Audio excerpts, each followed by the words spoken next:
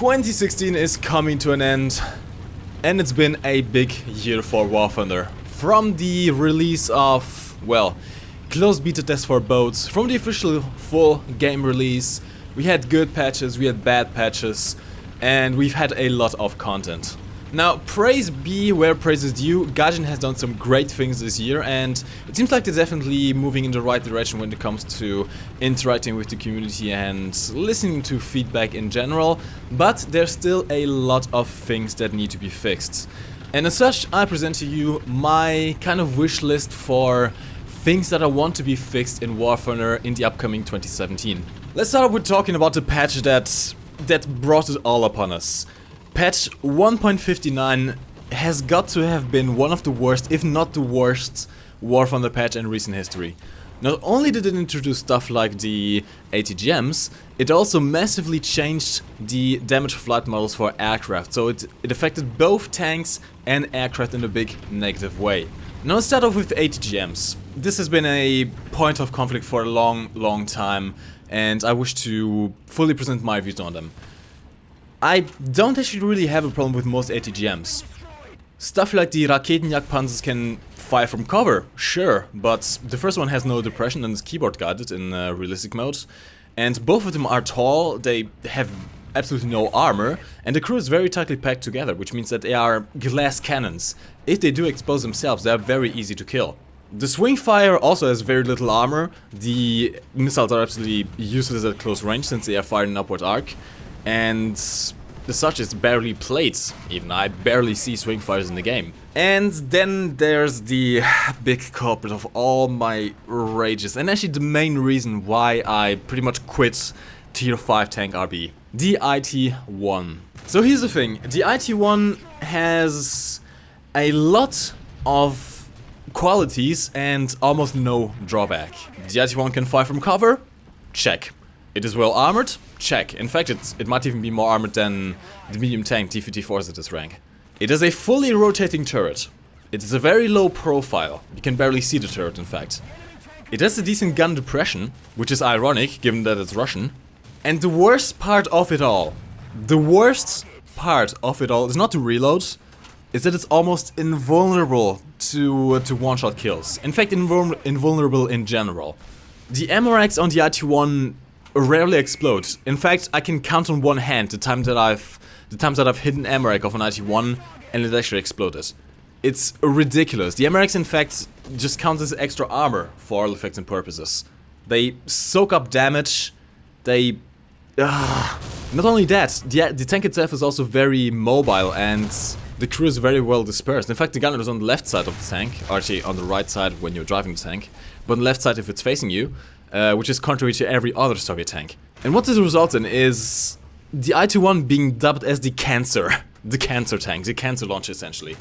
When it's completely held down, it's pretty much invulnerable. Unless you have hash, and even with hash, one, you have to hit it correctly, secondly, you have to hope that your hash doesn't bounce out of some random RNG's magic, and thirdly, you have to hope that it actually does enough damage. Because other than that, IT-1 is completely invulnerable. You can shoot the missile. In fact, I've shot the missile with 105mm APDS shells traveling at 1500 meters per second, and it only turned orange. Well, guess what? A second after, he was already firing at me. A good IT-1 driver is able to completely destroy the game for everyone else. And the thing is, it's not only destroying the game for the enemy, it's also destroying the game for its own teammates. Because guess what?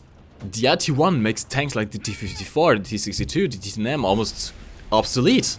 Why would you drive those tanks? You can simply hide in the back of the map, be behind cover, be completely invulnerable to enemy damage if they can't even see you in the first place, and just get kill after kill after kill with those ATGMs that always penetrate, and if they don't one-shot kill, they are always going to two-shot kill. And the thing that makes me rage the most is that it would be so easy to fix the IT-1.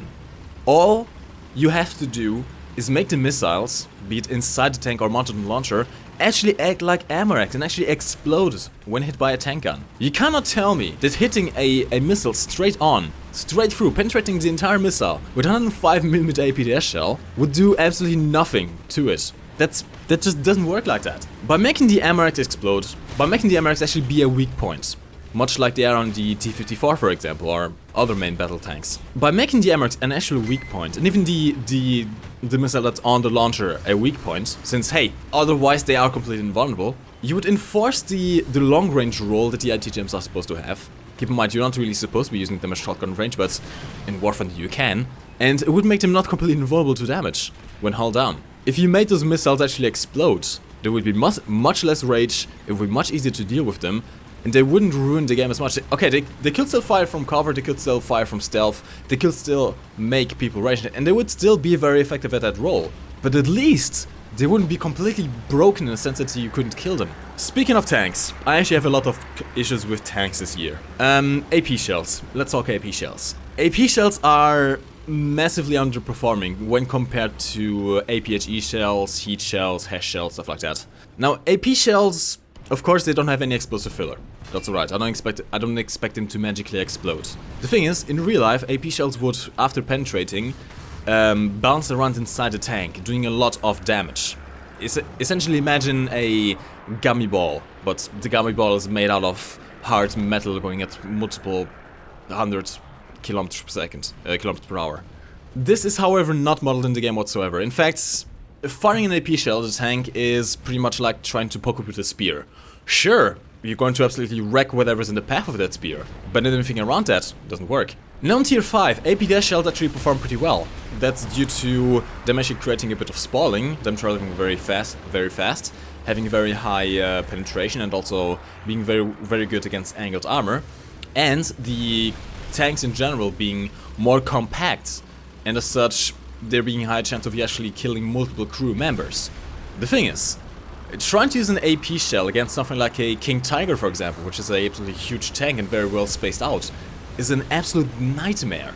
So how would you fix AP shells? How would you make them more competitive? Because, let's be honest here, if you have a tank that has both AP shells and APHE shells at its disposal, there's almost no reason to use AP shells. And in order to balance this whole thing out, we need to give AP shells a reason to exist in the first place. Now here's the thing, I'm not a game programmer and I'm not sure if the engine can even handle this, okay? I mentioned before, making AP shells behave realistically and making them bounce around inside the tank would massively improve the performance. That being said, it could lead to some glitches, it could lead to a lot of problems, and chances are it could be overdone and making AP shells one-shot kills every single time, which is not what we want. Instead, what could be done is actually give the AP shells a little bit more spalling effect. Now, spalling is minorly implemented in War Thunder, but not really to the degree that it's fully effective. Continuing on tanks, and I think this is going to be the final point, tank grind. Oh, the tank grind. It's been pretty much become a meme in War Thunder at this point, how absolutely mind-numbingly just awful the tank grind is. The disparity between the time it takes to research a new aircraft and the time it takes to research a new tank is huge.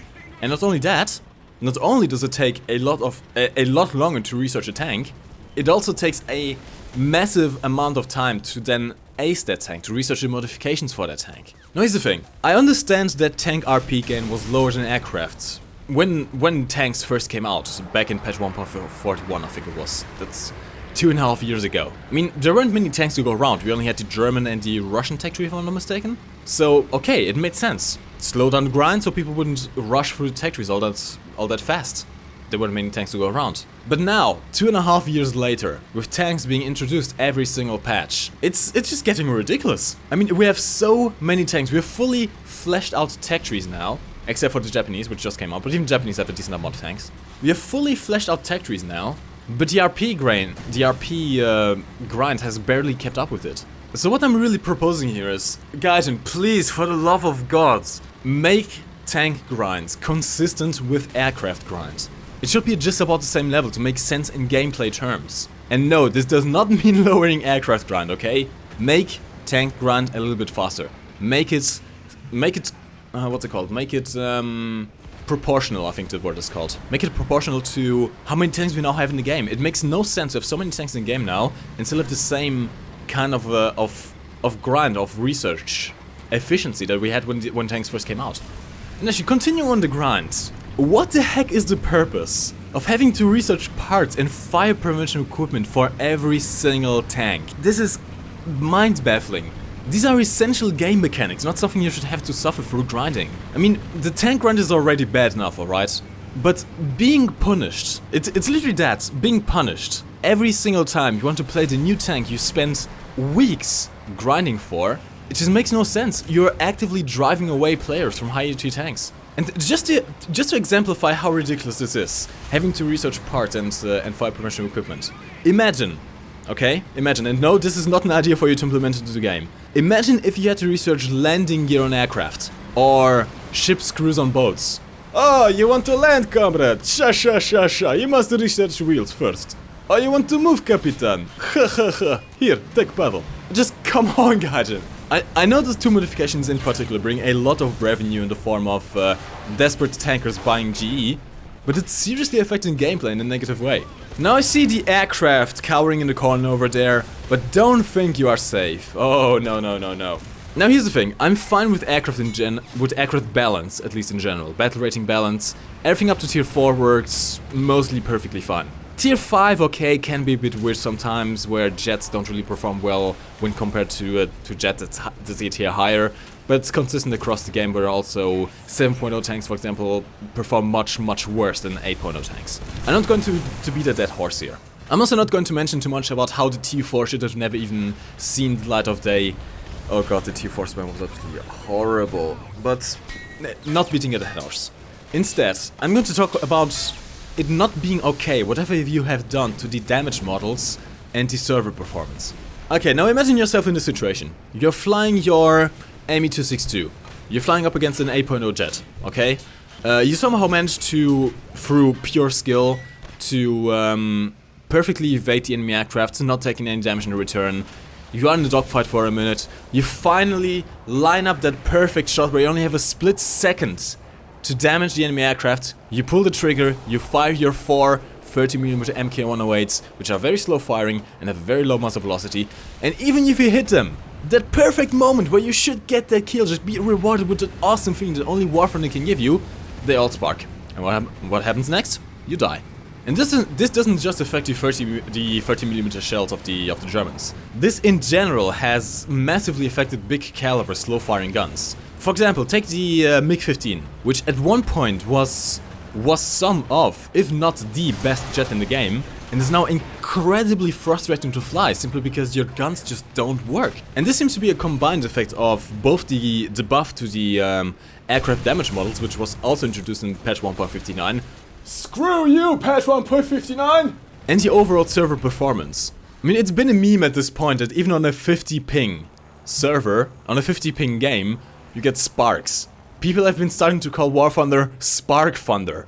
This is getting to become a meme material. And Gaijin, let me tell you one thing. When you start to become a meme, you're doing it wrong. Wait. Crap. Now here's the thing. On one side, I understand why you made aircraft more resistant, alright? It caters to the new player, and that's perfectly fine. It gives them a chance to fight on, even if they get hit a couple of times. Essentially doesn't drive them away from their first experience. And that's perfectly fine for low tier battles. But when you apply the same principle to high tier 4 and 5, especially realistic mode, where you can expect each player in the match to have been seriously playing the game for months and having achieved a pretty high skill level, then things go south, and you end up losing that established player base to frustration.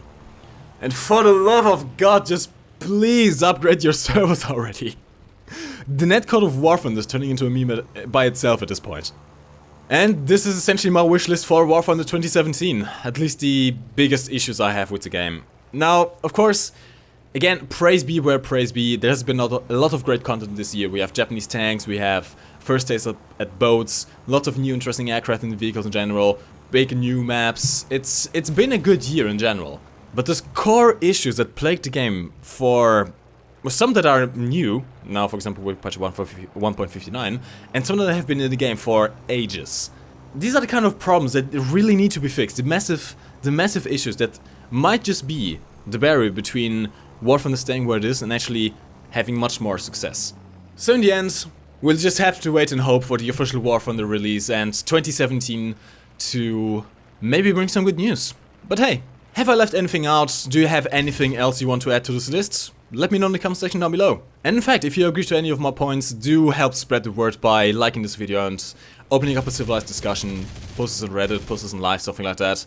Essentially try to get as many people as possible to put their voice into this as well, into these issues. I like to get multiple different angles on the same problem. Let's see if we can work together, friendly, okay? Don't be assholes. Don't be raging assholes either. Just let's see if we can get together in a friendly manner. Maybe I'm asking too much of the internet, but hey, might at least try. Let's see if we can get together in a friendly manner and propose some actual, not only problems, but steps to fix those problems. And this has been it for this video. If you're new around here, don't forget to hit the subscribe button, hit that notification button and join the Sexy Beast Club of Notification Squad if you haven't just yet. And I'll see you in the next one. My name is MikeGoesBoom, and Happy New Year! You can lift your head up to the sky, take a deeper breath and give it time. You can walk the path among the lines with your shattered frame of mind. Or instead you could always stay. We can wait right here and play until somehow you can find